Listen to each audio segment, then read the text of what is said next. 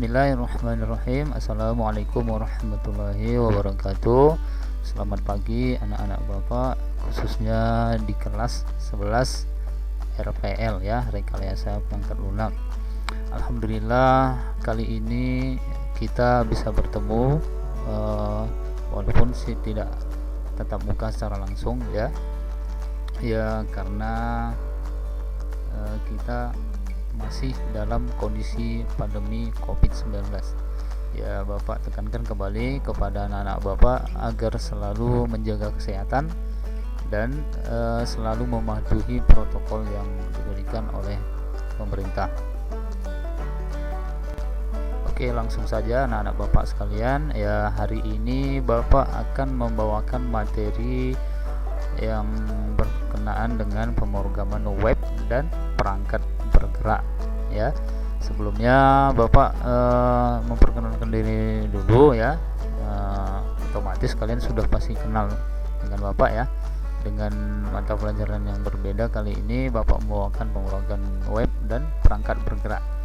Nah, nanti untuk kedepannya materi ini juga akan dibawakan mungkin oleh Pak Khairul Imam ya, dan mungkin nanti secara bergantian, kita sesuaikan aja jadwalnya.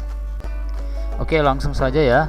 Untuk kontrak pembelajaran ataupun rule dan aturan sistem pembelajaran yang Bapak buat di sini nantinya ialah yang pertama itu kalian kehadirannya 90% ya setiap kali mengikuti pembelajaran online ya, mulai hari ini terhitung absennya ya. Itu poin yang pertama. Dan poin yang kedua adalah keaktifan. Nah, di sini yang paling dituntut keaktifan kalian adalah berusaha untuk aktif ya, bertanya baik itu via e-learning ataupun WA ya, atau menjawab pertanyaan dan dalam pembelajaran atau di luar pembelajaran juga ya, insyaallah ya. Nah, kemudian yang ketiga, ini poin-poin yang paling terpenting ya, di aplikasi e-learning kita sudah disediakan bagaimana menjawab tugas ya, dan sebelumnya sudah diberikan bagaimana menggunakan aplikasi itu ya, terkait menjawab tugasnya ya, itu menjadi kewajiban untuk kalian kerjakan ya. Saya rasa itu tiga poin yang terpenting dalam kontrak pembelajaran kita untuk memulai pembelajaran kita berikutnya. Oke, selanjutnya untuk metode penilaian ialah di sini ada beberapa metode penilaian yang sudah Bapak tentukan ya. Walaupun ini sedikit berbeda dengan metode penilaian yang biasa Bapak gunakan di dalam kelas ya. Otomatis ini disebabkan karena sekarang kita lebih banyak mengandalkan tugas-tugas yang ada melalui tulisan atau analisis saja ya. Biasanya kita kan masih dalam menggunakan praktek. Nah, namun kali ini ada beberapa metode yang harus Bapak pakai. Yang pertama itu adalah ya tugas individu ya. Nanti sesuai dengan e-learningnya sudah Bapak tetapkan ya tugas-tugas apa saja. Kemudian nanti tugas kelompok ini nanti hanya sekali mungkin ya. Ini Bapak tentukan sesuai dengan kondisi kita nanti ya. Nah, kemudian ini yang ketiga, praktikum. Kalau ini Bapak belum bisa memastikan ya, tapi nanti mungkin ini arahannya bisa disampaikan dari Pak Abdi berkaitan dengan jadwal praktikum, karena praktikum ini harus kita kerjakan di lab sekolah ya kan. Nah, kemudian yang lanjutnya keempat itu ada ulangan harian ya. Ini ulangan harian saya belum tahu ini sampai kapan metode pembelajaran daring kita, tapi ini beberapa metode aja sudah Bapak berikan ya untuk kedepannya agar kalian tidak bingung lagi gitu. Kemudian yang berikutnya juga sama, ada UTS penilaiannya ya, dan kemudian ada UAS ya, hampir sama ya seperti pembelajaran yang biasa di sekolah ya. Hanya saja ini kita lakukan melalui metode daring. Nah, baiklah anak-anak Bapak sekalian, sebelum kita lanjut ke materi kita tentang pemrograman web dan perangkat bergerak, alangkah baiknya kita harus mengetahui dulu istilah-istilah yang ada pada materi pelajaran kita. Nah, di sini kita harus membagi dulu apa itu namanya pemrograman atau programming, ada program ya, ada web atau website, dan perangkat bergerak ya, sebelum kita membuat suatu web nantinya. Nah, yang pertama pemrograman ya atau programming sering kita sebut ya, merupakan aktivitas. Jadi aktivitas kita membuat sebuah program itu ya. Nah, kemudian yang kedua, program merupakan serangkaian instruksi yang ditulis untuk melakukan fungsi spesifik pada komputer. Nah, bahasa gampangnya gini aja ya, kita sering menggunakan editor atau tempat untuk menulis coding ya, coding misalnya bahasa HTML atau C++ ya, kita menggunakan editor itu ya. Jadi program itu instruksinya ditulis di dalam sebuah program komputer tersebut ya. Saya rasa kira-kira paham ya. Nah, kemudian yang ketiga adalah web ya, website ya, sama dengan website atau sering web disebut ya. Ini web ini penjelasannya otomatis kita sudah paham ya, sering buka web juga kita ya, sebuah situs yang berisi informasi tertentu yang dapat diakses oleh siapapun, kapanpun, dan dimanapun. Nah, yang berikutnya masuk pada perangkat bergerak atau mobile device ya, nanti ini bisa digunakan gitu ya. Nah, sebuah perangkat yang berukuran relatif kecil dan dapat dengan mudah untuk dibawa. Nah, jadi prosesnya ada pemrograman, ada program ya, ada website, nantinya menjadi perangkat bergerak ya. Baiklah, di poin yang berikut ini kita harus tahu apa yang akan kita pelajarin di materi kita ini ya. Nanti yang pertama yang harus kita pahami adalah dasar pemrograman website dan mobile ya.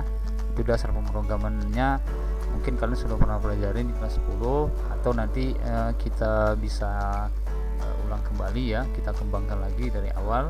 Dan kemudian mobile ini maksudnya yang perangkat bergerak tersebut ya. Nah, kedua itu nanti ada istilah pemrograman web statis dan web dinamis. Nah, web statis ini apa ya? Itu ya mempelajari bagaimana tentang HTML ya, bagaimana itu apa yang dimaksud dengan HTML, definisinya ya. Secara rinci nanti akan kita jelaskan di pertemuan berikutnya ya. Kemudian nanti ada pemrograman web dinamis ya. Sebelum memahami pemrograman web dinamis, kita harus paham dulu yang pemrograman web dinamis ini seperti apa. Misalnya kita Facebook gitu ya, pernah login di Facebook, membuat Facebook, daftar di Instagram atau dan lain sebagainya. Nah, kemudian yang terakhir yang kita pelajari nanti adalah pemrograman perangkat bergeraknya ya. Ini kita sudah masuk nanti pemrograman perangkat bergerak. Jadi di materi ini bukan hanya kita membuat suatu HTML atau CSS-nya saja. Di sini kita akan mengaplikasikannya ke dalam sebuah aplikasi, misalnya mobile ya, Android. Apalagi zaman sekarang kan kita sudah banyak tergantung dengan media Android ya. Walaupun tidak menutup kemungkinan ini bisa juga diaplikasikan melalui iPhone ya. Oke, lanjut ke materi pembelajaran ya. Di materi pembelajaran ini ada sekitar 10 materi yang akan kita perdalam. Itu yang pertama adalah konsep teknologi aplikasi web. Nah, di sini nanti akan saya terangkan bagaimana sebelum kita membuat atau melakukan coding ya, membuat web, kita harus paham dulu konsep teknologi aplikasi web. Nah, yang kedua itu nanti ada format teks pada halaman web. Nah, ini yang sebelumnya sudah Bapak singgung ya, yaitu seperti HTML ya, format teksnya bagaimana penulisannya nanti berikut nanti akan kita paparkan tuh ke depannya. Nah, yang ketiga ada format tabel ya. Ini pembuatan tabel ya, pastinya kalian juga sudah pernah. Nanti kalau masih belum dalam, kita perdalam lagi ya. Kalau membuat tabel di Word atau Microsoft Office kan lainnya sudah paham ya. Kalau ini agak sedikit berbeda dia, format tabel pada halaman web. Nah, kemudian yang keempat adalah format tampilan multimedia pada halaman web, yaitu maksudnya adalah bagaimana nanti kita bisa menampilkan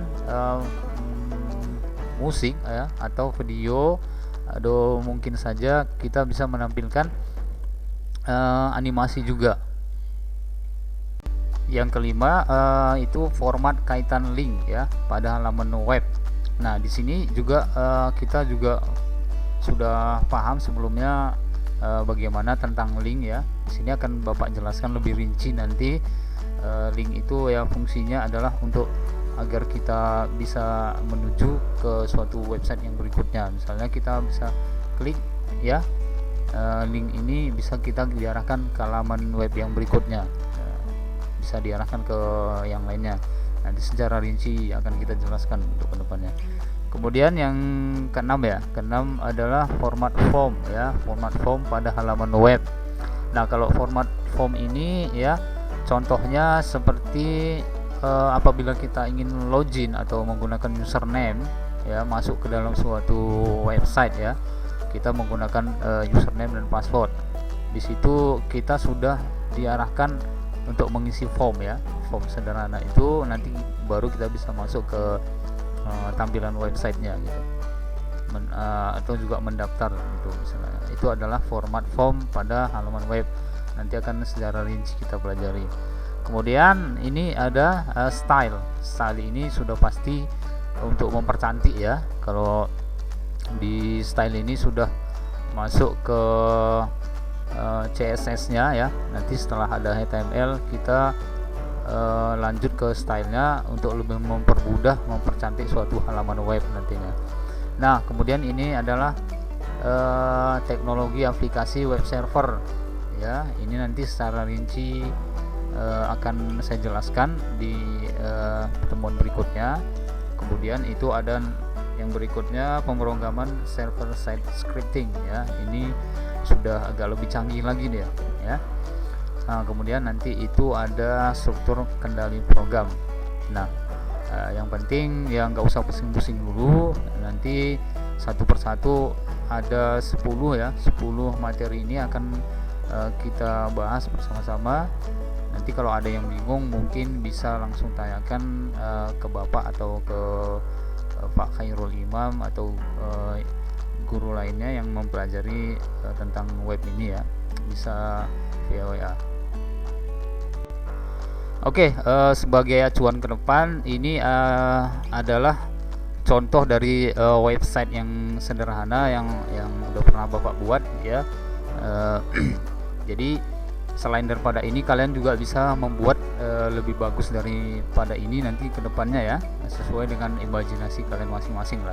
Jadi poin yang perlu Bapak sampaikan di sini adalah nanti ke depannya kita bagaimana memahami poin-poin ini ya, bagaimana membuat link, nanti menampilkan background seperti ini ya, form multimedia, kemudian ini ada menambahkan musik ya, ini semua ya, membuat tabel ya.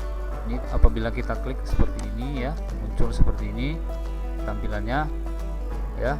Baik itu juga bisa menampilkan video di website kita nanti jadinya seperti ini. Nah, juga kita bisa menggunakan website kita ini sebagai tempat meletakkan data ya. Nah, ini contohnya nanti akan kita buat seperti ini gambarannya ya.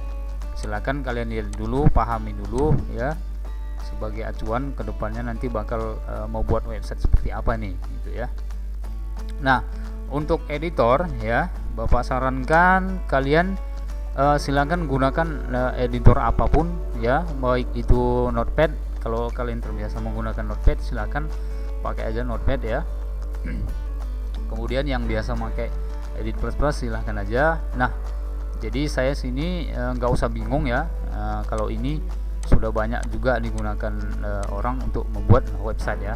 Ini adalah namanya Sublime Text yang versi 3 ya. Jadi di sini juga saya menggunakan yang namanya Visual Studio Code ya. Jadi silahkan aja kalian gunakan sesuai gampang kalian aja ya. Jadi yang terpenting ini nanti coding-coding yang ada tertera di website ini ya, seperti ini gambarannya. Ini untuk mempermudahkan kita aja. Silahkan kalian gunakan. Apabila kalian ingin yang seperti yang saya gunakan juga boleh. Nanti untuk pertemuan berikutnya bisa Bapak sertakan link downloadnya di deskripsi video di bawah ini ya. Atau nanti kalau kalian agak malas ya untuk mendownload, bisa bagi via WA aja gitu ya. Nanti Bapak sertakan linknya di situ atau Bapak bagi filenya di situ ya. Oke. Nah,